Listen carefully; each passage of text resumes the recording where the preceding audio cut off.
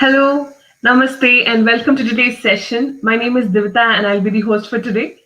Today is Wednesday, a brand new day to start so many things.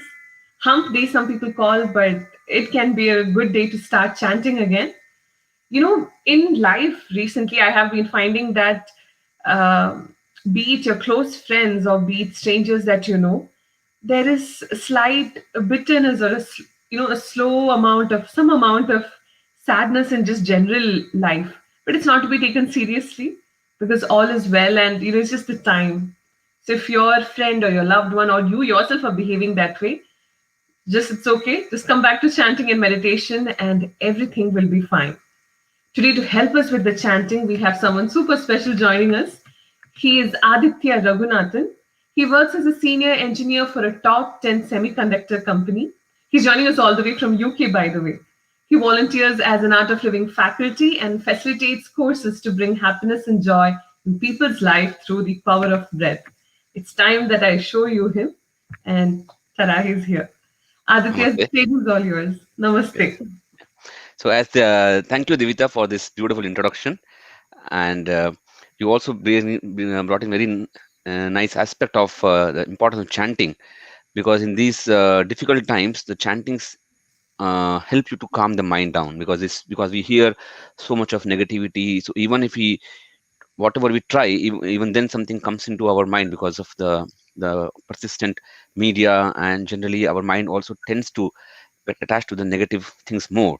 So the chanting is definitely one of the simplest ways to get rid of all these negative thoughts and emotions which come into us, and bring that peace and serenity to us. And I mean, of all the chants, I think the Om Namah Shivaya chant is very beautiful. And as when we think of Shiva, the image comes up of a yogi who's sitting on top of the mountain and sitting his eyes closed and completely dispassionate. So that is what I think we need also in our life. We become too much involved in the life and too much involved in whatever we are doing sometimes, and it's sometimes required for us to get out of all of it and be dispassionate and just take things as they are and not get too much involved. So chanting this Om Namah Shivaya will bring this kind of a dispassion in us, that we can identify ourselves separate from the whatever the whole world, the family, everything, and be find out our own self. So we will do this Om Namah Shivaya chanting. We will chant it for 108 times, and followed that we will listen to the Devi Kavacham, which is again a very beautiful chant of mantras. Basically, the Devi is identified in different aspects of our body. So when we chant the names of the Devis, they would be at different parts of our body. We can identify with each and every aspect of the divine energy. So that's also is a very beautiful chant to listen to it. And so just you, even if you don't know the chant, is okay. You can just listen to the chant, and with the eyes closed. It's a very meditative chant. So after the chanting of Om Namah Shivaya, we'll listen to Devi Kavacham. Okay. And so we'll start now. You can sit down comfortably. You keep your back and neck straight and relax.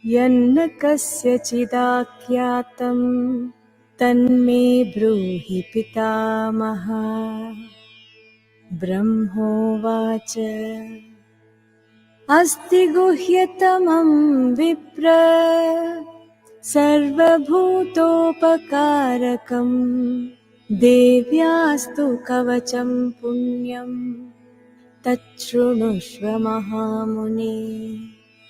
प्रथमं शैलपुत्रीति द्वितीयं ब्रह्मचारिणी तृतीयं चन्द्रघण्टेति कूष्माण्डेति चतुर्थकम् पञ्चमं स्कन्दमातेति षष्ठं कात्यायनीति च सप्तमं कालरात्रिश्च महागौरीति चाष्टमम् नवमं सिद्धिदात्री च नवदुर्गा प्रकीर्तिताः उक्तान्येतानि नामानि ब्रह्मणेव महात्मना।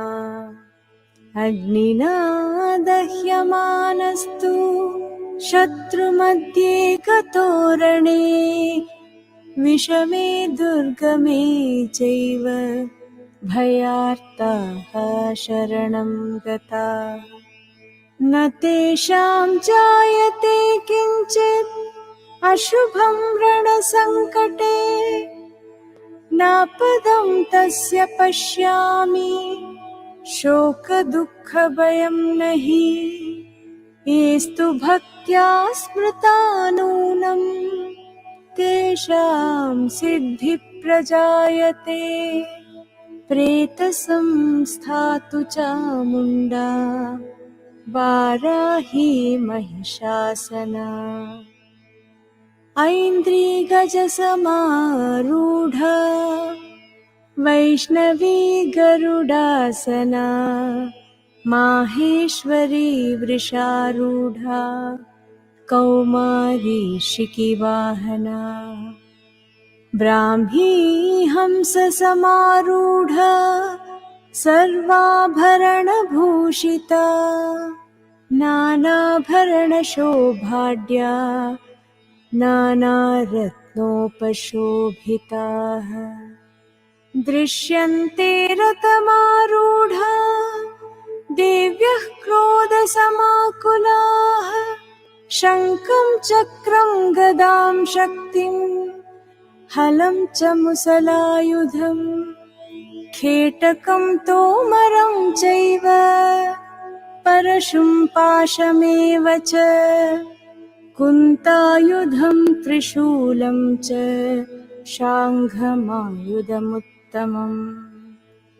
दैत्यानां देहनाशाय भक्तानामभयाय च धारयन्त्यायुधानीत्थं देवानां च हिताय वै।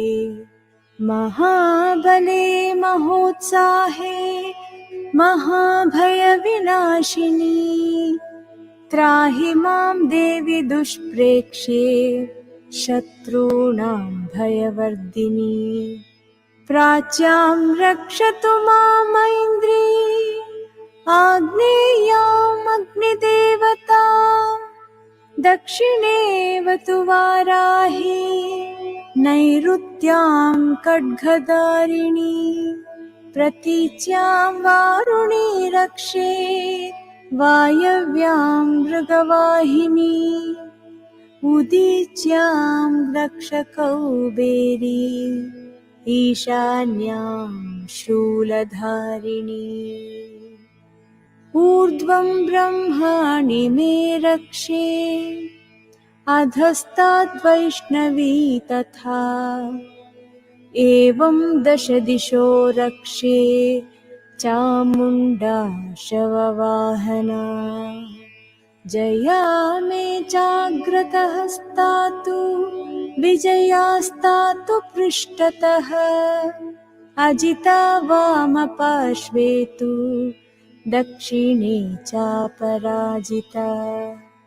शिखां मे द्योतिनी रक्षेत् उमामूर्ध्नि व्यवस्थिता मालाधरी ललाटे च भ्रुवौ रक्षेद्यशस्विनी त्रिनेत्रा च भ्रुवोर्मध्ये यमघण्टा च नासिके शङ्किनी चक्षुषोर्मध्ये श्रोत्रयोर्द्वारवासिनी कपोलौ कालिका रक्षेत् कर्णमूले तु शाङ्करी नासिकायां सुगन्धा च उत्तरोष्टे च चर्चिका अधरे चामृतकला जिह्वायां च सरस्वती दन्तान् रक्षतु कौमारी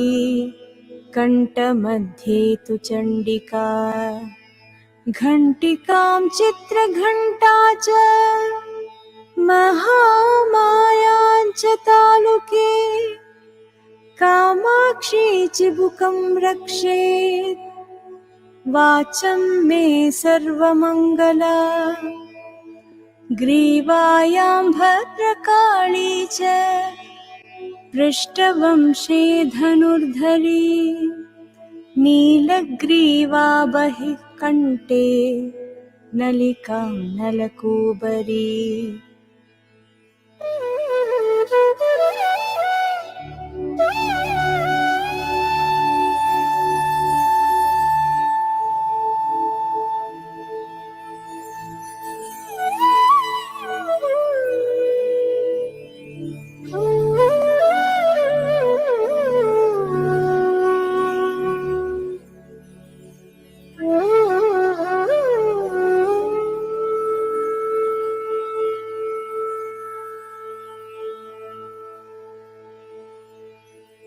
खड्गधारिण्युभौ स्कन्दौ बाहौ मे वज्रधारिणी हस्तयोर्दण्डिनी रक्षेत् अम्बिका चाङ्गुलीस्तथा नखाचूलेश्वरी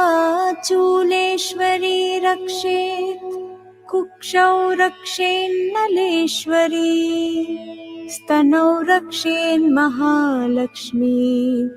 मनःशोकविनाशिनी हृदयं ललिता देवी उदरं शूलधारिणी नाभौ च कामिनी रक्षेत् गुह्यं गुह्येश्वरी तथा कट्यां भगवती रक्षेत् जानुनी विन्ध्यवासिनी भूतनाथा च मेढ्रं मे ऊरू महिषवाहिनी जङ्गे महाबला प्रोक्ता सर्वकामप्रदायिनी गुल्फयोर्नारसिंही च पादौ चामिततेजसी पादाङ्गुली श्रीमे रक्षेत् पादाधस्तलवासिनी नखान्दंष्ट्राकराली च केशांश्चैवोर्ध्वकेशिनी रोमकूपेषु कौबेरी त्वचं वागीश्वरी तथा रक्तमज्जावसा मांसानि अस्ति मेदांसि पार्वती अन्त्राणि कालरात्रिश्च पित्तं च मुकुटेश्वरी पद्मावती पद्मकोशे कफे चूडामणिस्तथा ज्वालामुखी नखज्वाला अभेद्या सर्वसन्धिषु शुक्रं ब्रह्माणि मे रक्षेत् छायां चत्रेश्वरी तथा अहङ्कारं मनोबुद्धिं रक्ष मे धर्मचारिणी प्राणापानौ तथा व्यानं समानो दानमेव च। यशः कीर्तिं च लक्ष्मीं च सदा रक्षतु वैष्णवी।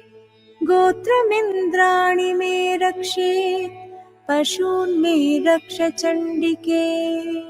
पुत्रान् रक्षेन्महालक्ष्मी भार्यां रक्षतु भैरवी। मार्गं क्षेमकरी रक्षे विजया सर्वतः स्थिता। रक्षाहीनं तु यत्स्थानं वर्जितं कवचेन तु तत्सर्वं रक्ष मे देवी जयन्ती पापनाशिनी। पदमेकं न गच्छेत्तु यदिच्छेच्छुभमात्मनः कवचेनावृतो नित्यं यत्र यत्राधिगच्छति। तत्र तत्रार्थलाभश्च विजयः सार्वकामिकः। यं यं कामयते कामं तं तं प्राप्नोति निश्चितम्। परमैश्वर्यमतुलं प्राप्स्यते भूतले पुमान्। निर्भयो जायते मर्त्यः सङ्ग्रामेष्वपराजितः। त्रैलोक्ये तु भवेत् पूज्यः कवचेनावृतः पुमान्। इदं तु देव्याः कवचम् देवानामपि दुर्लभम्। यः पठेत् प्रयतो नित्यं त्रिसन्ध्यं श्रद्धयान्वितः दैवी कला भवेत् तस्य त्रैलोक्येऽप्यपराजितः। जीवेद्वर्षशतं साग्रमपमृत्युविवर्जितः। नश्यन्ति व्याधयः सर्वे लूता विस्फोटकादयः। स्थावरं जङ्गमं वापि कृत्रिमं चापि यद्विषम्। आभिचाराणि सर्वाणि मन्त्रयन्त्राणि भूतले। भूचराः खेचराश्चैव जलजाश्चोपदेशिकाः सहजाः कुलजामालाः शाकिनी डाकिनी तथा। अन्तरिक्षचरा घोरा डाकिन्यश्च महाबलाः। ग्रहभूतपिशाचाश्च यक्षगन्धर्वराक्षसाः। ब्रह्मराक्षसवेतालाः कूष्माण्डा भैरवादयः। नश्यन्ति दर्शनात् तस्य कवचे हृदि संस्थिते। मानो नतिर्भवेद्राज्ञः तेजो वृद्धिकरं परम्। यशसा वर्धते सोऽपि कीर्तिमण्डितभूतले। जपेत् सप्तशतीं चण्डीं कृत्वा तु कवचं पुरा। यावद्भूमण्डलं धत्ते सशैलवनकाननम्। तावत्तिष्ठति मेदिन्यां सन्ततिः पुत्रपौत्रिकी। देहान्ते परमं स्थानं यत्सुरैरपि दुर्लभम्। प्राप्नोति पुरुषो नित्यं महामाया प्रसादतः।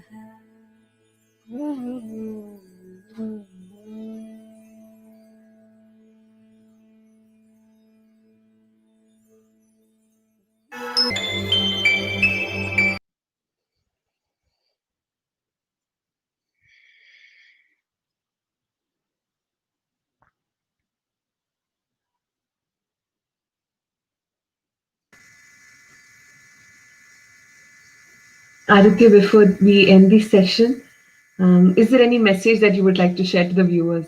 Actually, if there's any story that's coming to your mind, then we love hearing to stories as well.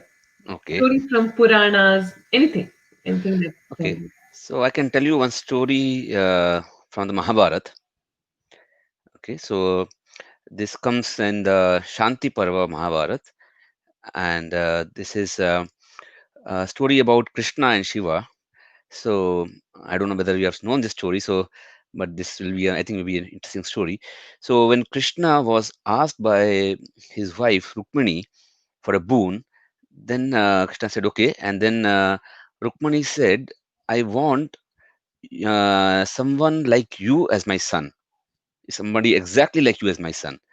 So then Krishna went into a thought that, I mean, how can I give you somebody equally like myself as a son?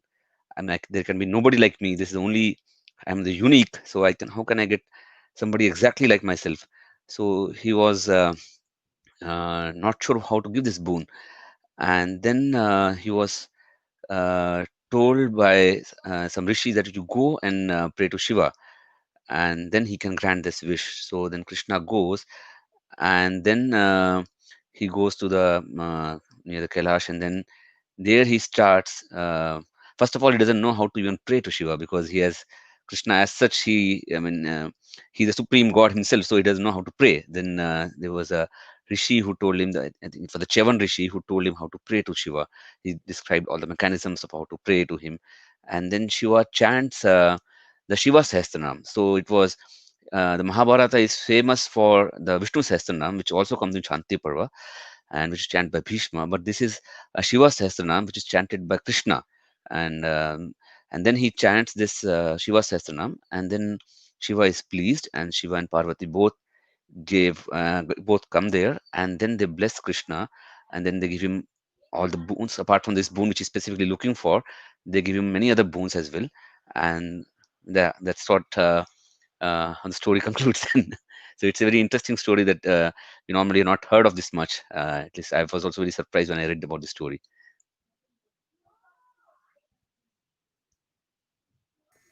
Okay. Thank you, Aditya, for the story. No, I've not heard of this actually. I'm pretty sure many of the viewers wouldn't have heard Yeah, of so this. you can search about it. I told in a very short, I mean, in a short way, but I think if you can read the Mahabharata, you can find out it's in a much more elaborate story, how it shapes up and how the end is. Yeah, it's a very nice story. I don't know if it's the right moral to give here, but my understanding is that even Krishna had to go to Shiva to get his boons. And yes, and we are definitely chanting your Om Namah Shivaya every day. Yeah, and then there is also, I can say, there is no difference between them. There are Mm. aspects of the same. I mean, they are both, maybe you can say, two different shapes of the side of the same coin. And on one side, when you see dynamism, you can see Krishna, and when you want to say dispassion and want to separate out of the world and be in silence, then you can experience the Shiva mode. So there is, as such, though, no difference between the two of them. And that's Yeah, what they say. Krishna is Shiva and Shiva is Krishna. Both of them are like lives of each other. true. Wow, that's nice. Thank you, Aditya, for that wonderful story and for the wonderful session, actually. Before we close, if there's any other message that you would like to share, please feel free to do so. I think this is what you're doing is a wonderful work, because this is the time where all of us going to a lot of stress, and chanting and listening to Devi Kavacham definitely helps us to become very strong mentally as well, as well Mm. to counter the whatever the negativity which is coming around, and Yeah. we'll come out of it stronger after this thing gets over. Yes. Yes. In these testing times, it's wonderful that we have this opportunity. And I myself am grateful that I get to chant and meditate to Devi Kavacham because I see a stark difference Yeah, before okay. and after. And thanks for inviting me as well, because I was not aware of this, and it was a wonderful opportunity given to me to do this chanting and also listen to Devi Kavacham. Thanks a lot, Devita. Yes, Aditya. We'll be seeing you soon. And now it's time to tell you guys the number of chants that we have reached. So we'll be very much crossing 10.8 soon. 10.8 million chants, imagine. And that's happening because all of us are chanting and logging in our chants. So to log in your chants, please go to billionchants.org. be it Om Namah Shivaya or any other chant that you would be doing, later in the day, please log in there. Your logging in can help us reach out to more also. So, yeah.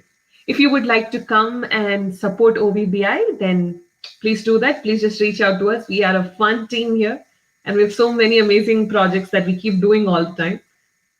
To of course, not just for the benefit of the society, but to help us grow too. So yes, see you guys soon again. I mean, next day again for another amazing session. Namaste. Namaste.